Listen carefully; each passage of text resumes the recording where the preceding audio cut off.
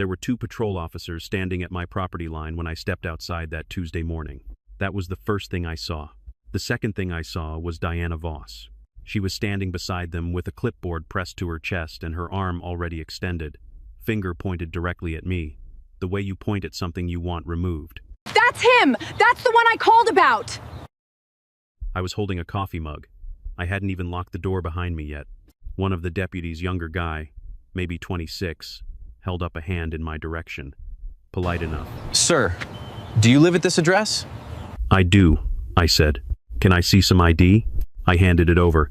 He looked at it, looked at me, handed it back. Diana didn't wait for the exchange to finish. She stepped forward and addressed both officers like she was chairing a board meeting. This man has been accessing HOA common areas without authorization. He has ignored 2 formal notices. He has refused to identify himself to the board or submit to a compliance inspection. She paused for effect. He is trespassing on property governed by Cedar Mill Commons, and we need him removed. She said it in front of 4 neighbors who had drifted toward the scene from across the street. She said it loudly enough that they could hear every word. I looked at the deputies. I'm not in the HOA, I said. My property is not subject to their CC&Rs. Diana made a sound that was almost a laugh. That is not how this works. Every parcel in this subdivision falls under Cedar Mill Commons jurisdiction. There are no exceptions. She said the last 3 words, the way people say things they've repeated so many times they've stopped questioning them. Then she turned to my gate post and pointed at a bright orange notice that was stapled directly to the wood. Not taped, stapled, into my property. Without asking. Second notice, she said. Failure to register vehicle. Unauthorized use of the community entrance road. Refusal to comply with board communication. She looked back at me. Total fines assessed. $1,400. Due within 10 business days. I looked at the notice. I looked at Diana. I looked at the 2 officers, who were doing a professional job of keeping their expressions neutral. I had never received a first notice. The younger deputy quietly suggested that if I had any documentation regarding my property status, I should keep it accessible. I nodded. He wasn't wrong. Diana, visibly irritated that I hadn't reacted the way she wanted, turned to the officers and said, "You see? This is exactly what we deal with. He thinks he's above all of this." I stepped back toward my door. "I understand," I said. "I'll let you do your job." She called after me, "This isn't going away. I have never lost one of these. Not once in 6 years." I went back inside. From the window, I watched Diana talk to the officers for another few minutes. She was animated. She had her clipboard out. At one point, she gestured at my fence line, then at the gate post, then at the road. The officers listened, nodded, wrote something down. Eventually, they got back in the cruiser.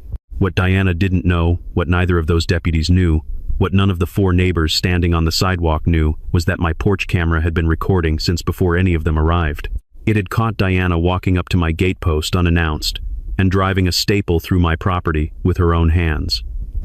It had caught everything, she said. Every word, every gesture, every confident, wrong-headed claim she made on someone else's land. That part she hadn't thought about. There was another part she hadn't thought about either. A bigger one. But I wasn't ready to talk about that yet. Diana Voss had been running Cedar Mill Commons like a private kingdom for 6 years. She'd buried retirees in paperwork, threatened young families with foreclosure over paint colors and garden stones, and used the HOA's legal account like a personal enforcement fund. She had called police on people before. She had always gotten what she wanted. She had no idea that the quiet man she'd just had officers called on was the one person whose signature she would very soon be begging for. I refilled my coffee. I sat down at my kitchen table. 2 weeks earlier, I had signed the closing documents on the one parcel of land this entire HOA could not function without. Their entrance road ran across it. Their gate hardware was bolted into it. Their clubhouse access strip sat squarely on top of it. They had called cops on their new landlord, and I hadn't said a word about it yet. I didn't move to Cedar Mill Commons. That's the part Diana never fully processed. I didn't buy a house in her community. I didn't sign her welcome packet or attend her orientation meeting or receive a laminated copy of the community rules. I bought a parcel of land that sat adjacent to her community. Parcel 004A, 2.3 acres of commercial-zoned property that the original developer had quietly offloaded during a Chapter 11 reorganization 8 weeks before Diana stapled that orange notice to my gate. The HOA had been notified. The developer's attorney sent written notice to the board as part of the bankruptcy proceedings. I know this because I have the letter. I have a copy of the certified mail receipt. Diana apparently never told her residents. I want to be fair about something before I go further. I had heard things about Cedar Mill Commons before I closed on that parcel. The title company's paralegal, a woman who had processed real estate transactions in this county for 19 years, paused when she saw the address and said, almost to herself, "Oh, that HOA." She didn't elaborate. She didn't need to. So before I said a word to anyone in that community, I watched. I spent 3 weeks observing. I talked to people when they came to me, and what I learned was this. Diana Voss hadn't built a neighborhood association. She'd built a machine for control, and she'd been running it for 6 years without anyone able to shut it down. Here's how the machine worked. Cedar Mill Commons had 96 single-family homes, built in 2004. HOA dues set at $380 a month. For most of the community's history, the board had 3 seats. For the last 4 years, one of those seats had been vacant. The previous occupant had resigned after receiving 17 violation notices in a single calendar year, each one targeting a different aspect of his property, each one arriving within days of him publicly questioning a budget line item at a board meeting. Coincidence, Diana said. The paperwork just happened to pile up that way. 2 other residents had attempted to run against Diana in annual elections. The first received a notice about her mailbox post being 2.3 inches too far from the curb, filed the week she announced her candidacy. The second had his truck towed from his own driveway during the campaign period for a parking orientation violation. A violation, I later confirmed, that did not exist anywhere in the written bylaws. Neither of them ran again, so Diana ran unopposed. She had for 3 consecutive terms. The board, in practical terms, was 2 people. Diana as president, and her husband Greg, who had appointed himself to a position called HOA Compliance Officer, a title that appeared nowhere in the original 2004 governing documents. Greg drove a white golf cart with a magnetic placard on the side that read HOA Enforcement in black block letters. He photographed properties. He wrote up violations. He delivered notices with the quiet satisfaction of a man who had found his calling. I had watched Greg photograph my parcel on 2 separate occasions before Diana called the police.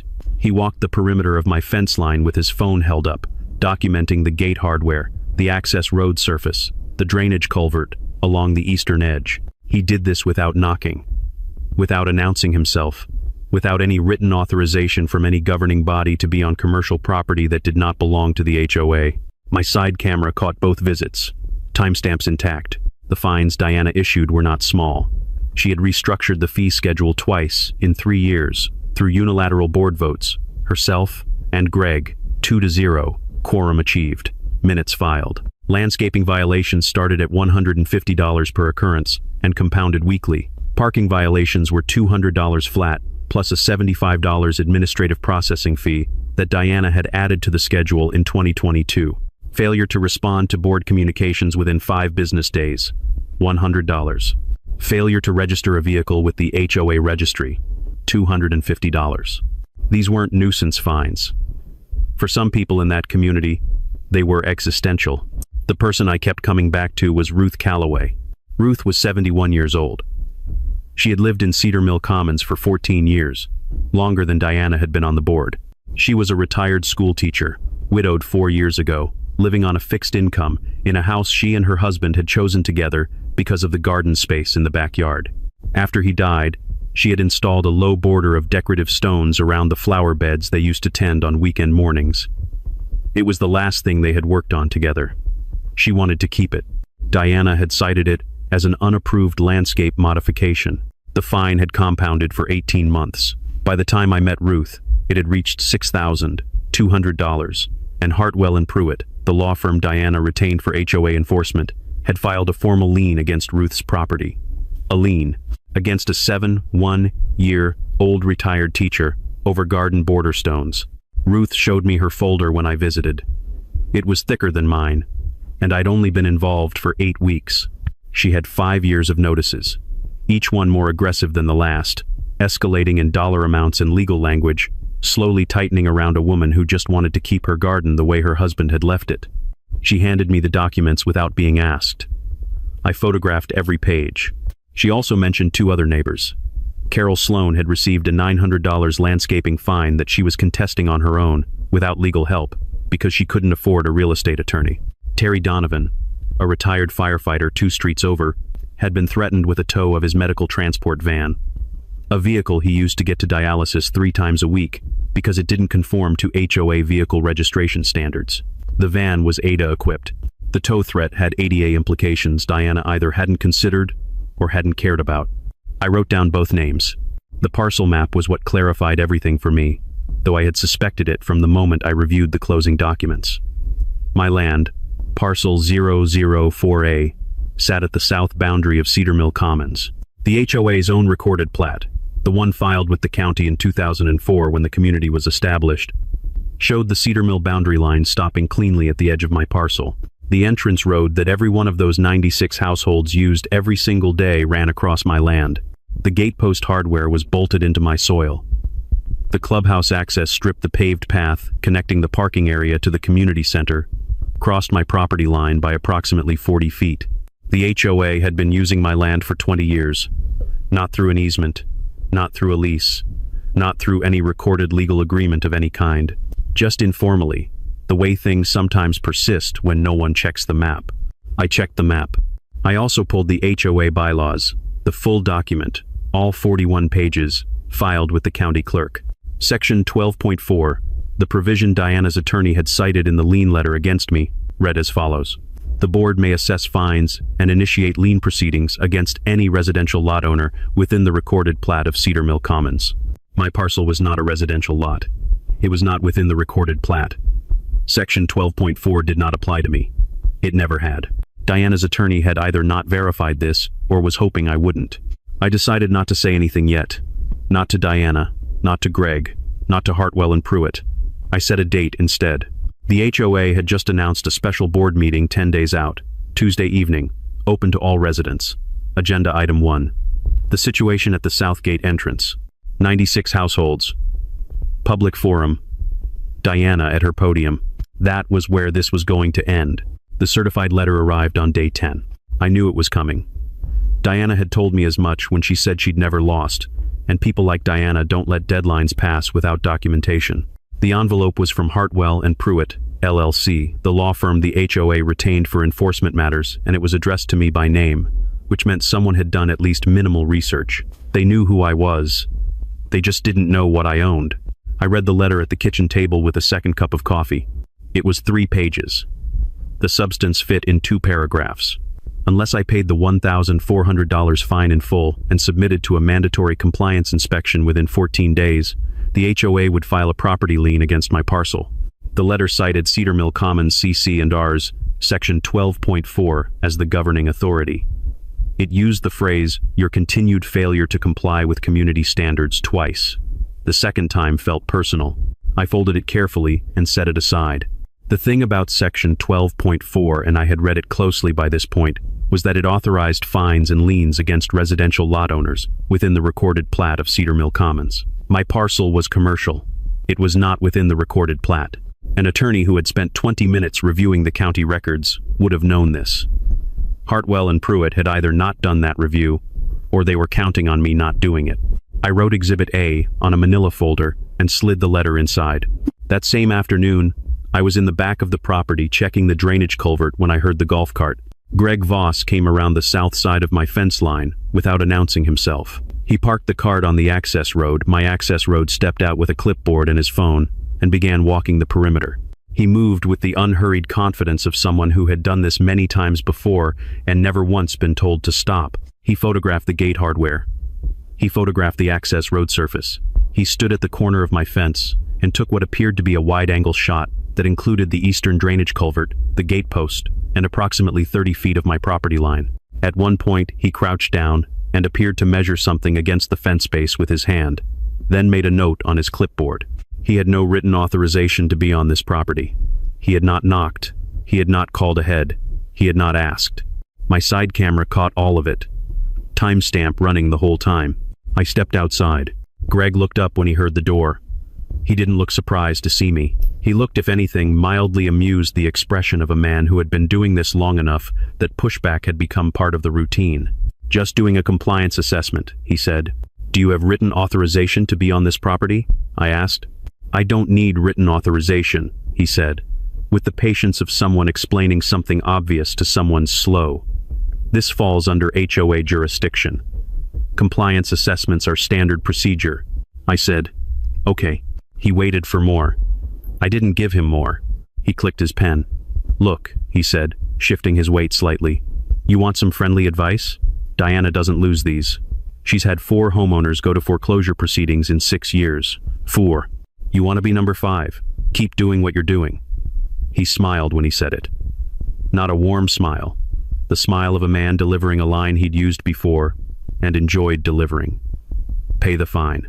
Do the inspection. This whole thing goes away quietly, and everybody moves on." I looked at him for a moment. "I appreciate that," I said.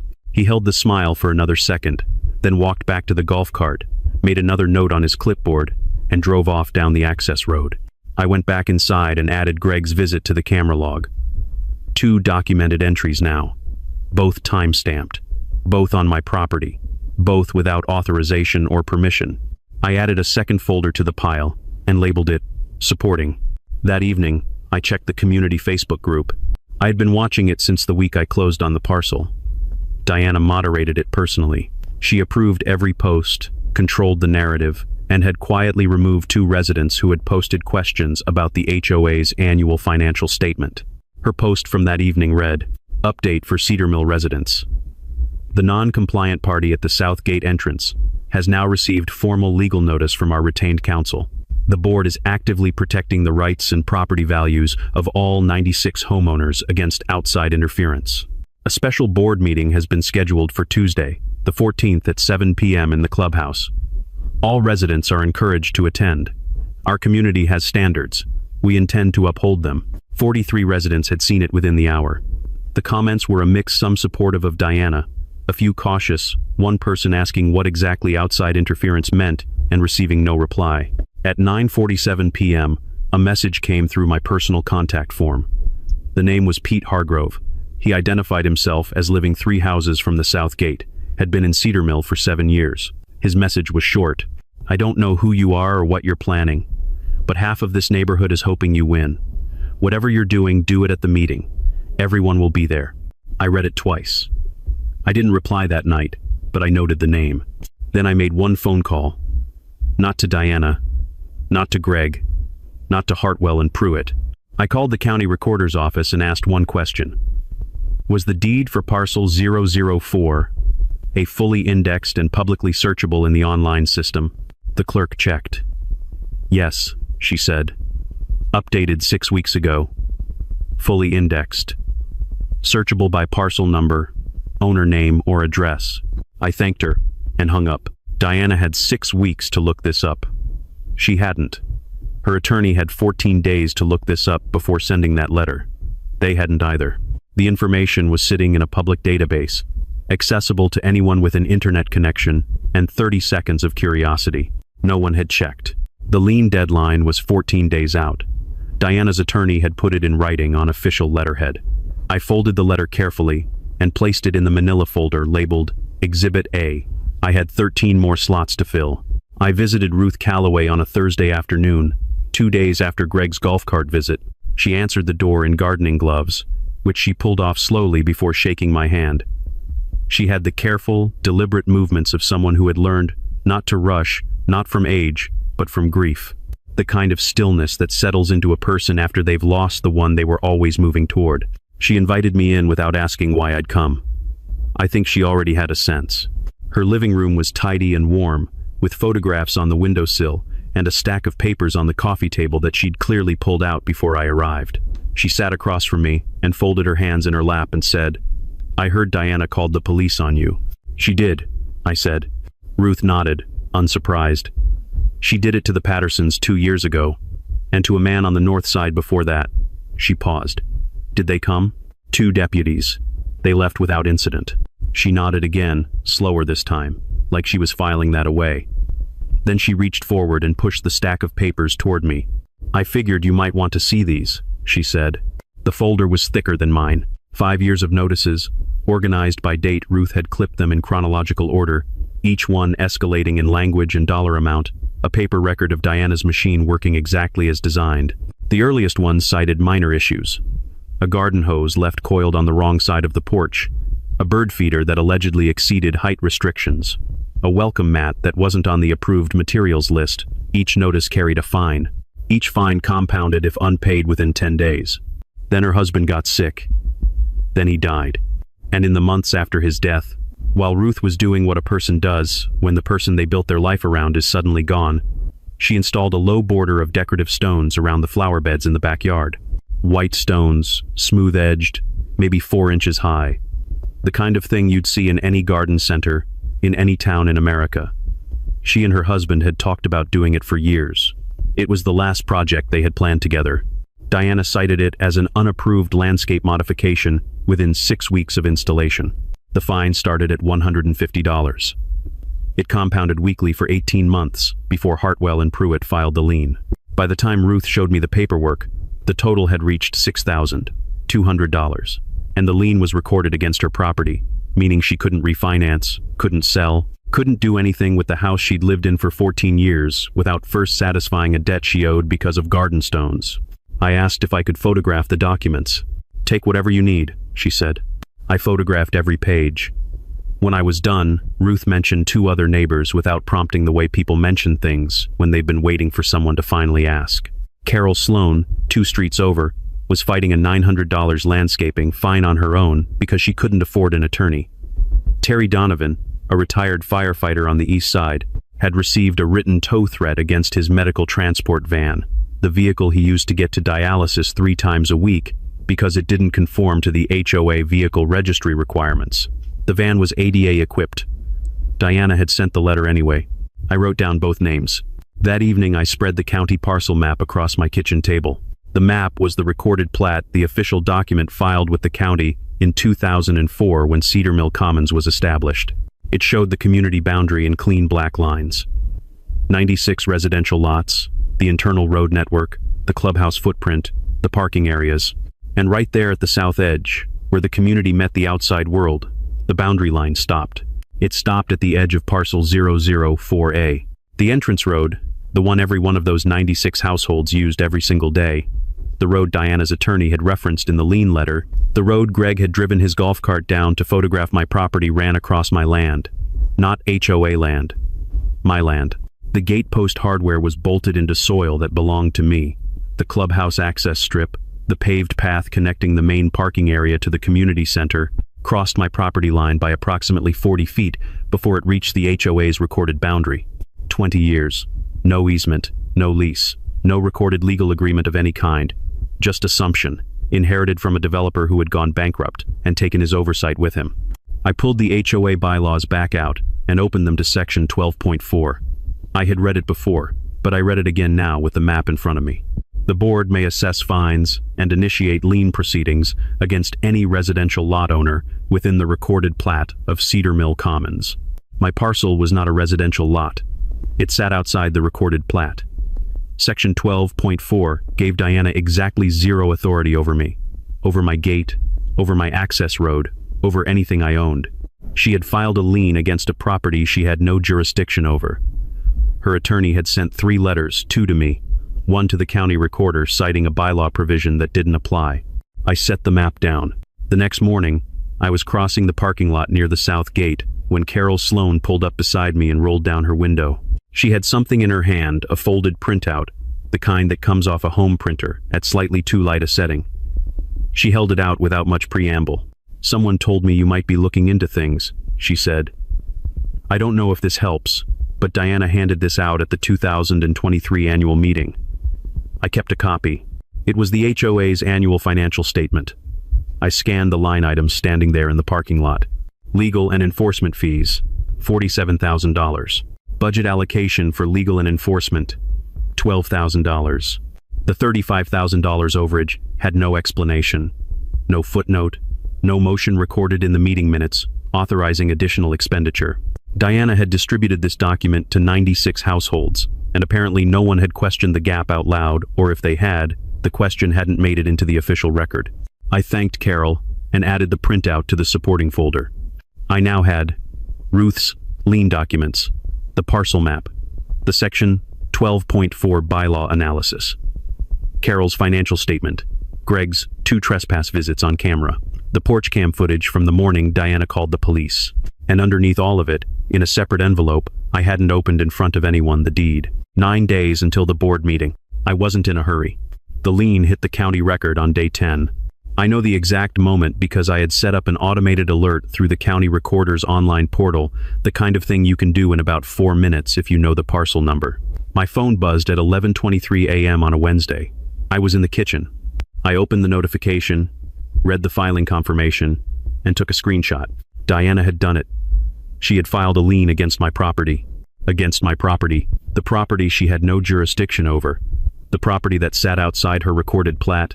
The property whose owner she had never once looked up in the 6 weeks since the deed had been publicly indexed. I added the screenshot to the folder. The second letter from Hartwell and Pruitt arrived the same afternoon. This one had a different tone than the first. The first letter had been procedural. Here are the fines. Here is the deadline. Here is the authority we're citing. The second letter was something closer to a warning. It informed me that if the lien was not addressed within 30 days, the HOA would pursue forced compliance proceedings, including injunctive relief, which could, the letter implied, affect my ability to use, develop, or sell the property. The phrase they used was your continued defiance of community standards. I read that sentence twice. Then I picked up a pencil and underlined the word defiance. Not because it bothered me, because it was going to look interesting later, in context, next to a copy of my deed. I slid the letter into the Exhibit A folder behind the first one. 2 letters from the same firm, both citing jurisdiction they didn't have, both on official letterhead, both now in my possession. That evening, a notification came through my email. It was from Diana, not from Hartwell and Pruitt. From Diana herself, her personal HOA board president address, the one she used for official correspondence. It was the first time she had contacted me directly, rather than through her attorney or through stapled notices on my property. The subject line was, Community Compliance Final Notice. The email read, I don't know what you think you're doing, but I want to be direct with you. I have been managing this community for 6 years. I have dealt with non-compliant parties before. I have never lost one of these situations, not once. You are not special. You are not exempt. Pay the fine, submit to the compliance inspection, and this matter concludes quietly. Everyone moves on. Continue the way you're going, and the next correspondence you receive will be from a judge. I read it once. Then I read it again more slowly. She had put it in writing, unprompted, without her attorney's review. She had sent a personal email to a property owner she had filed an unlawful lien against, telling him he was not special and that she had never lost. I forwarded it to my personal archive. Then I opened the supporting folder and added a printed copy. Diana had given me exactly what I needed without being asked. The next morning, Pete Hargrove sent me a text. We had exchanged numbers after his initial message. Though our communication had stayed minimal, I didn't want to pull him into anything he hadn't chosen. But his message that morning had an urgency to it that the first one hadn't. Diana went door to door yesterday afternoon. Showed people a photo of your gate, the one Greg took, and told them you're a developer trying to seize HOA common areas. Some people are scared. Old couple on Meridian asked me if they were going to lose access to the entrance road. I didn't know what to tell them. I sat with that for a moment. She was running a narrative. She had the Facebook group, she had the newsletter, she had the board meeting coming up, and now she was going door to door with Greg's photograph, framing me as a threat to 96 households, building a wall of community anxiety between herself and any questions about how she'd gotten here. It was smart, in the way that cornered things are sometimes smart, and it was going to make the board meeting more important, not less. If Diana had already told residents I was trying to seize their common areas, then what happened at that meeting would either confirm her story or destroy it in front of everyone who'd been told to believe her. I texted Pete back. Tell them not to worry about the entrance road. Whatever happens at that meeting, nobody loses their access. He replied a few minutes later. Okay, you going to be there Tuesday? I'll be there, I said. There was one procedural question I needed answered before then. The board meeting was a HOA special session notice posted publicly, agenda filed per the community's governing documents. Under state HOA statute, Open board meetings were required to include a comment period for any party with a material interest in agenda items. I wasn't a HOA member, but I owned the land 2 of the agenda items were directly about.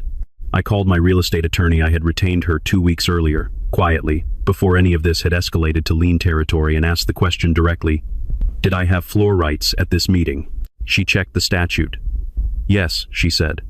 Any party with a documented material interest in a posted agenda item had the right to address the board during the open comment period. My name was on the deed to a parcel cited in the meeting agenda. I qualified. I thanked her and hung up. 4 days. Every document was in order. Every timestamp was clean. The porch cam footage was backed up in 2 places. The parcel map was printed at 11x17 for clarity. Ruth's documents were organized by date. The Section 12.4 bylaw language was flagged with a post-it. Carol's financial statement was on top of the supporting folder where I could reach it quickly. The deed was in a separate envelope, sealed, sitting in the center of the stack. I had not told anyone what was in it. Not Pete, not Ruth, not Carol, not my attorney, beyond what she needed to know to advise me on procedure. Diana had spent the last 10 days filing liens, sending lawyers, and going door to door telling 96 families I was the threat. She had 4 days before the board meeting. I spent those 4 days making sure every document was in order, every timestamp was clean, and every number matched. I wasn't angry. I was ready. The Cedar Mill Commons clubhouse held about 60 people comfortably. On the night of the special board meeting, there were more than 60 people in it. Pete had told me the turnout was the highest in 3 years. I believed it. I arrived at 6:52 p.m. and found every folding chair taken, a row of people standing along the back wall, and a low hum of conversation that had the particular texture of a community that had been told to be worried about something. People were leaning toward each other. I saw the old couple Pete had mentioned, the ones who'd ask about the entrance road, sitting near the front. Hands folded, faces taut. I took a seat in the back row. I set the manila folder on my lap. I did not open it. Diana was already at the podium. She had prepared for this. There was a projector screen behind her, the kind that gets rolled out for annual budget presentations and then folded back into a closet for the rest of the year. She had a clicker in one hand and a printed agenda in the other. Greg sat at the side table with a yellow legal pad, his pen uncapped, his posture that of a man who expected to be taking down names. The agenda had 2 items. The first was a routine maintenance update about the north gate lighting. She dispensed with it in 90 seconds. The second item was titled, Non-Compliant External Party South Gate Entrance, Status Update and Enforcement Authorization Vote. Diana clicked to her first slide. It was a photograph of my gate. Greg's photograph, the wide-angle one, the one he'd taken from my property line without authorization on his second visit. Projected at 6 feet wide on a clubhouse wall, my fence and gate hardware looked imposing in a way that a phone camera at property line distance is specifically designed to make things look imposing. "This," Diana said, gesturing at the screen, "is what unauthorized interference looks like." She walked the room through the situation in the tone of someone who had been the only adult in every room she'd ever stood in. She used the word trespassing 3 times in 4 minutes. She referenced the Hartwell and Pruitt lien filing as evidence of the HOA's diligent enforcement. She pulled up a second slide, a screenshot of the applicable section of the CC and Rs, zoomed in, bold, and explained that the community's rules existed to protect property values, to protect access, and to protect every homeowner in Cedar Mill Commons from exactly this kind of external threat. She did not mention that her attorney had cited a bylaw provision written exclusively for residential lot owners to file a lien against a commercial parcel. She did not mention that the entrance road in Greg's photograph ran across land she had no recorded legal relationship with. She did not mention that the deed to that land had been publicly searchable for 6 weeks. The room listened. A few people nodded. One man near the middle raised his hand to ask whether the HOA's legal fees for this matter would affect the annual assessment. And Diana said the board was managing costs carefully, and she appreciated the question. Greg wrote something on his legal pad. It was, I had to admit, a well-run meeting. Diana knew how to hold a room. She knew how to make uncertainty feel like solidarity, how to frame a legal dispute as a community protection effort, how to stand at a podium in front of people who trusted her and make them feel like the trust was warranted. She had been doing it for 6 years. She was very good at it. The open comment period came 22 minutes into the meeting. Diana announced it the way she announced everything, as a procedural formality she was generously making available. She looked out at the room and asked if anyone had comments relevant to the agenda items. I stood up. The shift in the room was immediate and physical, not loud. Just a change in density, the way air moves differently when something unexpected enters it. I heard the scrape of someone's chair.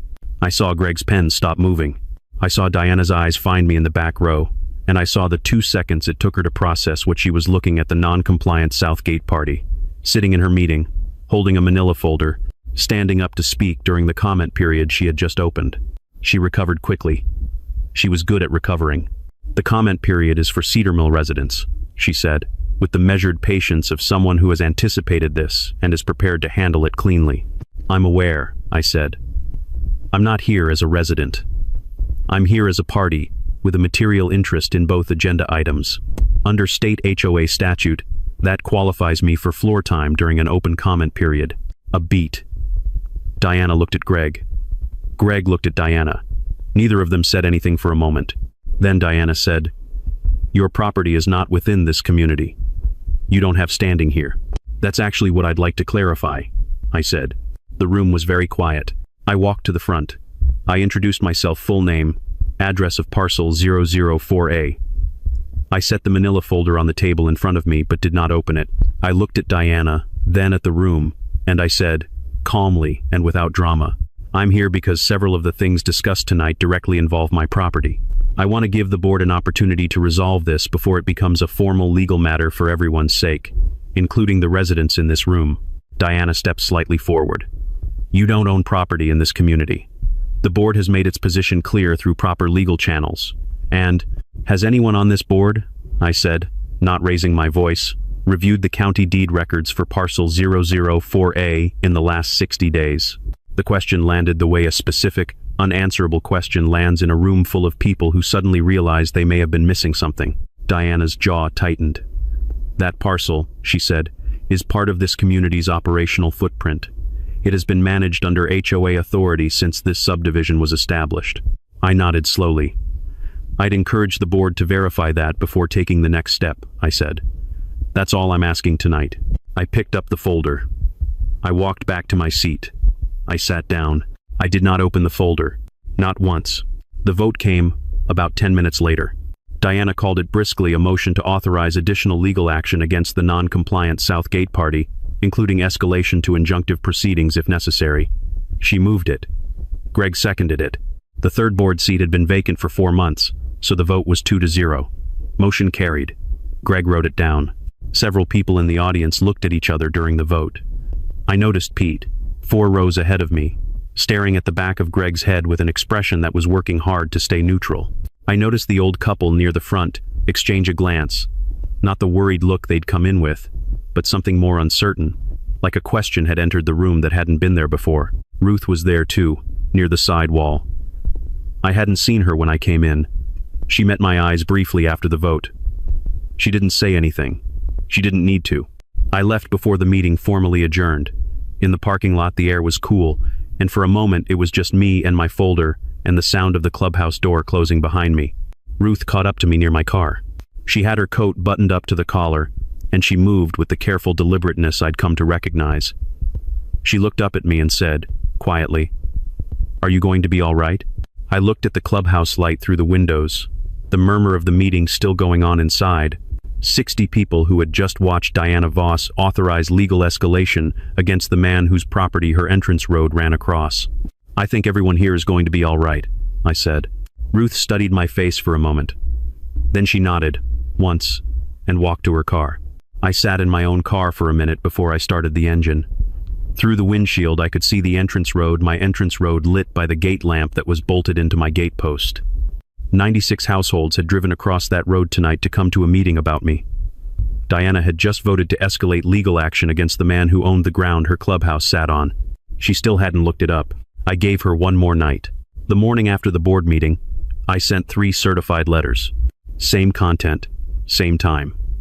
3 different recipients: Diana Voss, Greg Voss, and Hartwell and Pruitt, LLC. The letter identified me as the recorded owner of parcel 004A. It stated that the HOA had been using my land, the entrance road, the gate hardware footings, the clubhouse access strip for 20 years, without a recorded easement, a lease, or any compensatory agreement of any kind. It requested a meeting within 72 hours to discuss resolution. It was carbon copied to the county recorder's office and to my real estate attorney.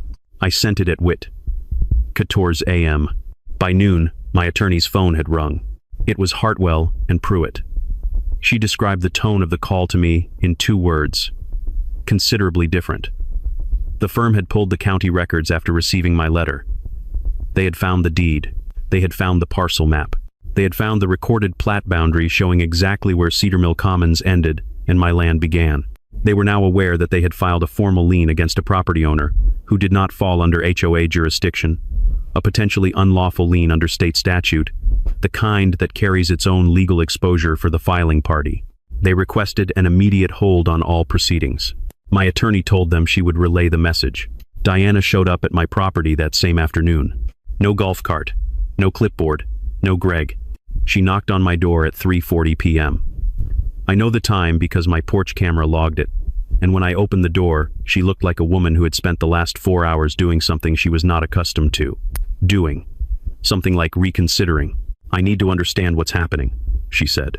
I opened the door wider. "Come sit down," I said. We sat at the porch table, the same table where I'd had my coffee the morning she'd brought the police to my gate. The folder was already there. I had put it out before she arrived. I opened it without preamble. I placed the deed first. I set it flat on the table in front of her and let her read it. Her name was not on it. Mine was. Parcel 004A, 2.3 acres, recorded 6 weeks ago.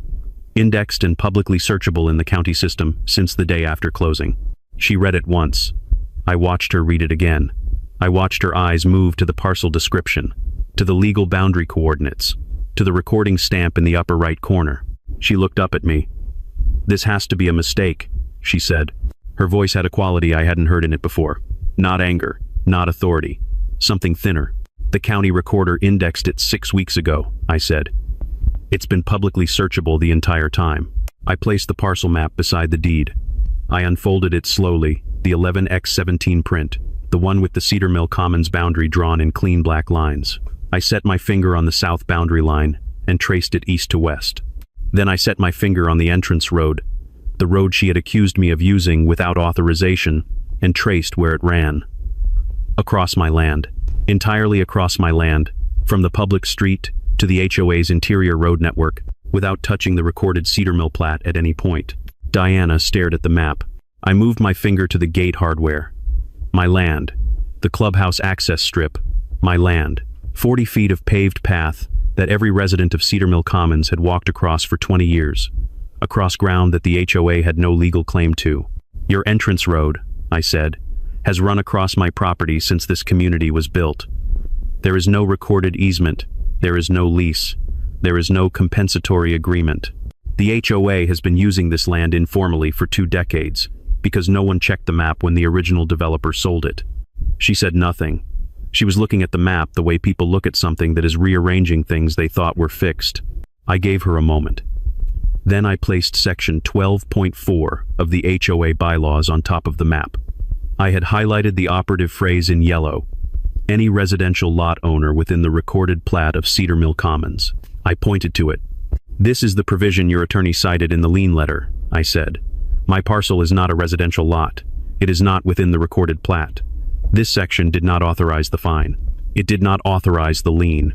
It did not authorize any of the notices your husband delivered to my property." Diana opened her mouth, closed it. I reached back into the folder. "Speaking of your husband," I said. I placed Greg's photographs on the table. Not his photographs of my property, my photographs of Greg. Time-stamped stills from my side camera. Greg at my fence line. Greg with his phone raised. Greg crouching to measure against my gate base. 2 visits. 2 dates. 2 sets of timestamps. A compliance officer conducting inspections on commercial property he had no authorization to enter. Greg documented his own trespasses, I said. Twice. Diana looked at the photographs. Her jaw had gone tight in a way that was no longer authority. It was something closer to the expression of a person absorbing damage and trying not to show how much. I placed one more document on the table. Her email. The one she had sent without her attorney's review. The one with the subject line, Community Compliance Final Notice. The one that contained the sentence I had underlined in pencil. I have never lost one of these situations, not once. You sent this, I said, to a property owner you had filed an unlawful lien against, after your attorney had already communicated through official channels. I paused. That's going to be relevant. For the first time in what I imagined was a very long time, Diana Voss had nothing to say. The porch was quiet. Somewhere down the block, a car door closed. A lawn sprinkler ran in the distance, steady and indifferent. I closed the folder. I'm not here to destroy anything, I said. This community has 96 households. People live here. Ruth Calloway has lived here for 14 years, and she has a $6,200 lien against her property over garden border stones. Terry Donovan gets dialysis 3 times a week, and he had a tow threat filed against his medical van. I am not the threat to this community. But we are going to resolve this, and we are going to resolve it correctly. I laid out the terms. The lien against my property withdrawn and expunged from the county record. Ruth Calloway's lien withdrawn in writing. Terry Donovan's tow threat retracted in writing, with acknowledgement of the ADA implications. A full independent financial audit of HOA enforcement fees for the past 4 years, with a qualified third-party auditor. And a recorded easement, formal, legal, filed with the county for the HOA's use of my parcel's access infrastructure. Fair market terms. 20-year term. Mutual termination rights. That easement, I said, is the arrangement that should have existed from day one. I'm offering it now because the residents of this community deserve a road they can depend on, not because I owe the board anything. I let that land. Then I said, the alternative is that I begin eviction proceedings for unauthorized occupation of my parcel. The HOA loses legal access to its own entrance road while the matter is in litigation. That process takes months. 96 households spend those months with an access question that your board created, and I didn't. Diana sat very still. The choice isn't difficult, I said, but it is yours. She left without agreeing to anything out loud. She walked to her car slowly, not with the stride of someone who had somewhere important to be, with the stride of someone recalibrating. I watched from the porch until she turned out of the driveway. Hartwell and Pruitt formally withdrew the lien by 5:30 p.m. The letter went to the county recorder's office and to my attorney simultaneously. The filing that Diana had made against my property, the one she had recorded on day 10, the one my phone had buzzed to notify me of, was now being undone, publicly, by the same firm that had filed it. Greg sent me an email at 7:48 p.m. 2 sentences. He identified himself by full name and said he wanted to apologize for the visits to my property and for the manner in which the compliance process had been conducted. I read it twice. It was the most honest thing either of them had produced in 2 months. At 9:11 p.m., Pete Hargrove texted me. Words out. Half the neighborhood already knows.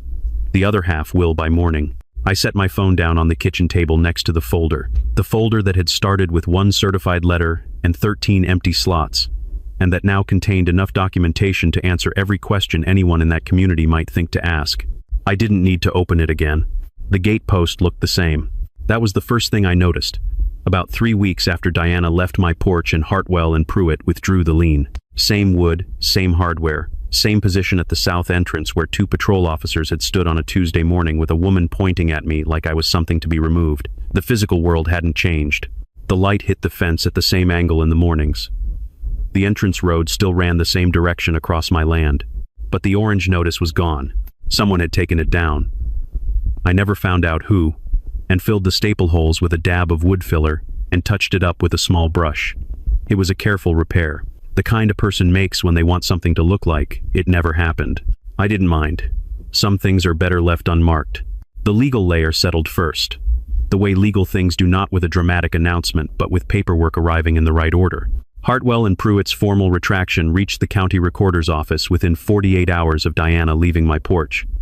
The lien against parcel 004A was expunged from the public record. My attorney received written confirmation that the filing had been made without proper jurisdictional verification language that was careful and lawyerly and meant exactly what it said. Ruth Calloway's lien came next. The withdrawal letter arrived at her door on a Friday morning. She called me that afternoon, and her voice had a quality in it I hadn't heard before, not relief exactly, more like the particular exhale of someone who has been holding their breath for so long they'd forgotten what it felt like not to. The $6,200 figure that had been sitting against her home for 18 months was gone. The garden stones were still there. They were always just garden stones. Terry Donovan received a written retraction of the tow threat within the same week, with a formal acknowledgement that his ADA-equipped medical transport vehicle was exempt from standard HOA vehicle registry requirements. He sent me a text that was 2 sentences long and contained 1 profanity, deployed with considerable warmth. The $1,400 fine Diana had assessed against me, the one on the orange notice, the one that had never had a first notice, the one cited in 3 letters from a law firm that had not checked whether I was subject to their client's bylaws, was formally voided. In writing, on HOA letterhead, filed with my attorney. I put all of it in a new folder. I labeled it Resolved.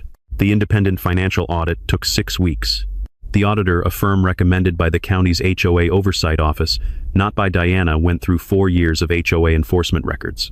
What they found was not surprising to anyone who had seen Carol Sloan's printout of the 2023 financial statement, but seeing it laid out in an official report gave it a weight that a home-printed page on a parking lot afternoon couldn't quite carry. $31,000 in enforcement fee, overcharges across 4 years. 14 homeowners who had paid fines that exceeded the amounts authorized by the HOA's own fee schedule. Refunds were calculated, notices sent, checks issued. Ruth was among the 14. So was Carol. The auditors also flagged several personal expenses that had been routed through the HOA's operational account. A golf cart repair, a printer cartridge order that went to a residential address, 2 restaurant receipts submitted under the line item board meeting expenses, one for a Tuesday evening when no board meeting had been scheduled, and one for a Sunday brunch at a place 40 minutes from Cedar Mill Commons. Diana and Greg were invoiced for the total. They paid it without contesting. I don't know what that conversation looked like in their house. I didn't need to know. Diana resigned from the board 14 days after the audit report was distributed to residents. She didn't make an announcement. She didn't post on the Facebook group. She submitted a 1-paragraph letter to the HOA's registered agent, citing personal reasons and a desire to focus on family commitments. The letter was dated on a Thursday. By Friday, Greg had removed the HOA enforcement placard from the golf cart. I know because Pete told me, and Pete told me because he was paying attention. The way people pay attention when they've spent 7 years watching something and are finally watching it end. The emergency board election drew 9 candidates for 2 open seats. Pete Hargrove won. So did Carol Sloan. Their first official act as a reconstituted board was to commission a professional review of all outstanding enforcement actions against current residents, a process that identified 11 additional cases where fines had been assessed without proper written notice. All 11 were dismissed. Their second official act was to post a pinned message to the community Facebook group. It was a short letter, signed by both of them, acknowledging that residents had experienced enforcement actions that did not reflect the intent or the letter of the community's governing documents, and committing to a process of review and correction. It did not name Diana. It did not need to. 47 people commented. Most of them said some version of the same thing. Thank you. Finally. The easement formalization happened on a Wednesday morning at the title company. Pete and Carol attended as the new board's representatives. My attorney was there. The document we signed was 8 pages, a recorded easement granting Cedar Mill Commons the right to use the entrance road, gate infrastructure, and clubhouse access strip on parcel 004A for 20 years, at a fair market annual fee, with mutual termination rights and a clear maintenance responsibility schedule. It was the arrangement that should have existed since 2004. The developer who built this community had sold the parcel without documenting the HOA's dependency on it, and for 20 years that oversight had sat quietly under everyone's feet, waiting for someone to check the map. Pete shook my hand after we signed. He looked like a man who had been hoping for something for a long time, and was still slightly surprised it had actually arrived. "Thank you," he said. "Thank the county recorder," I said. The information was public the whole time. About a month after the signing, I was walking the south boundary of my parcel on a Saturday morning, a habit I'd developed, just checking the fence line, making sure the gate hardware was holding up after a week of rain when I passed Ruth's house on the way back. She was in the backyard, on her knees in the dirt, replacing one of the border stones that had shifted over the winter. She had a trowel in one hand and a fresh stone in the other, and she was pressing it carefully into the soil with both palms, the way you set something you want to stay. She looked up when she heard my footsteps and raised one gloved hand in a wave. I waved back and kept walking. That was enough. The easement document is filed at the county recorder's office. My name and the HOA's name are on the same line, in print, indexed and publicly searchable the way property records are supposed to work, the way they would have worked from the beginning if anyone had bothered to look. My copy is in a drawer. The folder labeled Exhibit A is in the drawer beside it. 13 of the 14 slots got filled. I don't think I'll need either one again. Diana spent 6 years telling people she'd never lost. I guess she just hadn't met anyone who'd read the deed.